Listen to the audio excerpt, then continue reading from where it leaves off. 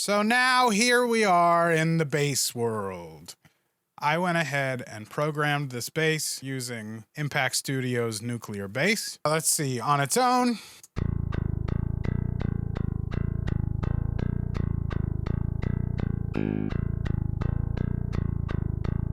If you've watched the Nick Sampson Nail the Mix tutorial bit on Polyphia's Crush, I believe the song is, then you basically know what's happening here. If you've watched Buster Odoholm's bass video, a very similar method is outlined in the Systematic Mixing Guide by Ermin Hamidovic. What I'm doing here is I am sending this bass MIDI to 3 different bass channels. And what I normally do is I start with my bass DI. So this is going to be an entirely clean bass signal. There we go.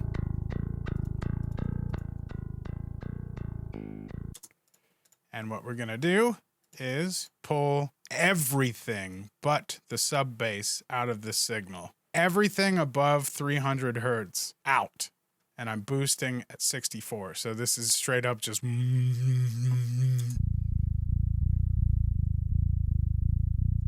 And then I am limiting it so very much.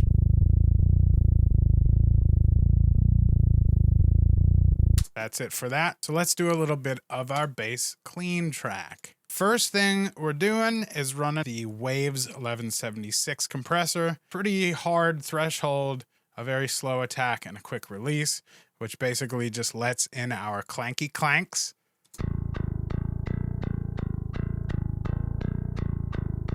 So there's without, and here's with.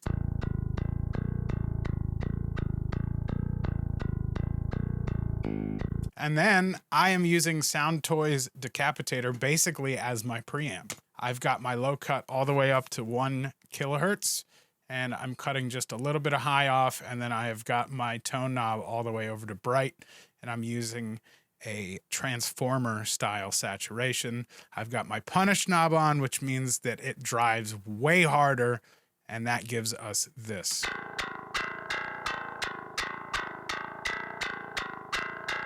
So we're adding a good bit of harmonic content, also making it sound fun and doing all the other things that I already said that we did. So let's move on here. I'm pulling out even more low end, pulling out some of the whistly ringy stuff, and then pulling out a little bit of top end just to make sure that it's not bothering us, because it's not doing anything up there. It's just eating up headroom. So now we have this.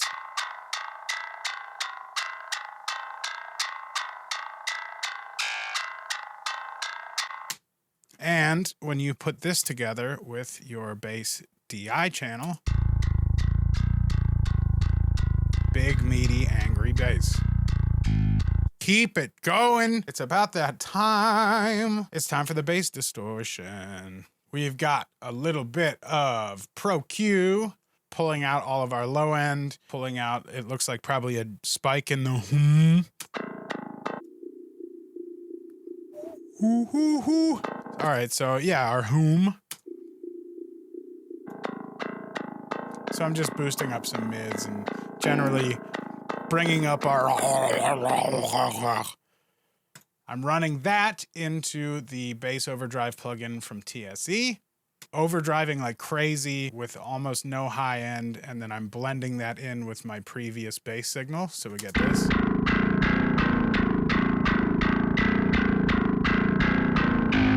That is then running into Toneforge Micha, which is nice and angry and also very good for high mid clarity type stuff. That gives us this. And I opted for more of a grindier bass than I normally would because of the material. You know, this is knocked loose. We want it to sound angry and raw and all of those buzzwords. Generally, I'd probably stick with just an amp. Here's our difference. Without our overdrive,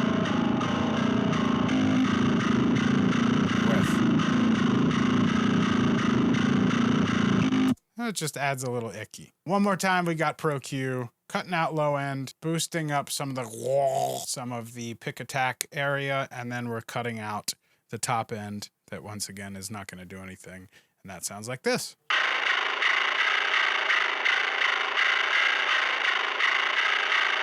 So you put them all together to save you more at the room store. You put them all together and you get this.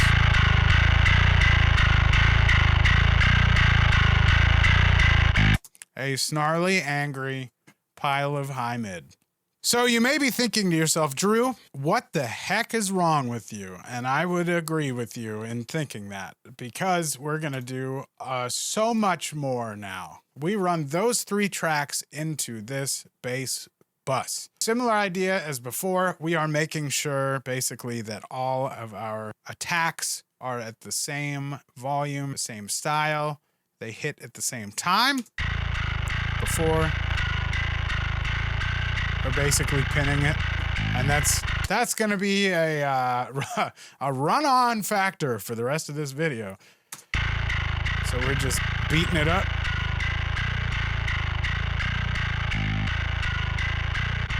And from there, we are running it into the Waves CLA-2A, which is a much calmer kind of compressor. And we're just, once again, even more just making sure it's glued together.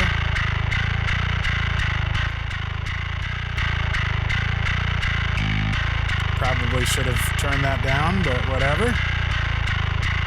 So the whole idea here is we're getting minus 10 dB here and minus 3 dB there. That's the big systematic trick. And we're going to move along to our EQ, where I'm putting more mid in. I'm pulling some shush and whistle out and putting more pick attack in and probably getting rid of some hum. So before and after.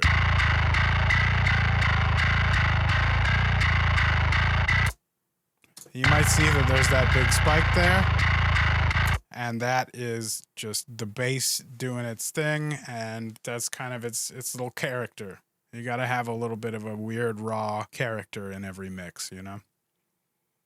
From all of this, we now run into another compressor. This is our 6-band multi-band compressor from Waves. I'm actually just bypassing 2 of them, so we're only using 4. We have got our insanely low sub-band, which once again we are pinning like crazy. Basically just to make sure that there's absolutely no change and we just have a never-ending rumble. Now we get into like actual bass content range, which is 80 to 250 roughly. This is kind of where notes that you hear are. Once again, this is actually a really low-tuned song, so it'll be a little different, but I do pretty broad strokes for the highs on this. So this is 258 to 2500 basically. Just pulling down the littlest bit just to make sure we're catching everything in the same place. And same with the highs. This one I will happily pull down pretty far because I want some consistent highs. So I kind of leave the dynamics for the middle portion and then just wreck them on the lows and highs. So before our multiband and after our multiband.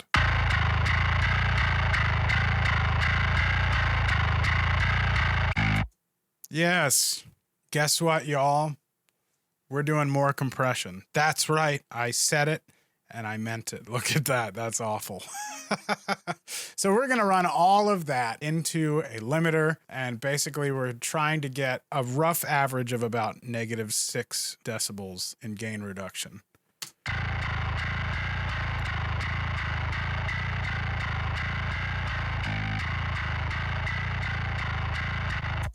So before, much louder, whoopsie. And then after, just gluing everything together. One more compressor, but it's not used for what you think it is. I have everything bypassed except the very lowest, and that is being fed by our kick drum. So when the kick drum hits, it ducks our sub, which apparently you don't get to hear unless I have it on sub.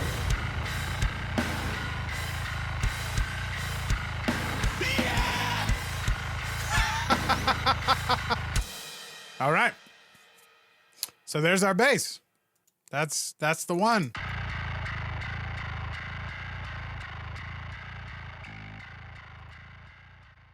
Hi, thanks for watching this video.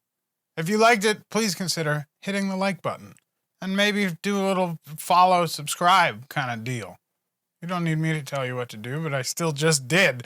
Ha! This is going to be a couple part series. So if you are interested in that, I'm going to put a couple of the parts only on my Patreon/YouTube membership. Sound good? Sounds good. Thank you. Hugs and high fives. Be safe. I'm Drewsif, and I'm freaking leaving, dude. I'm out of here.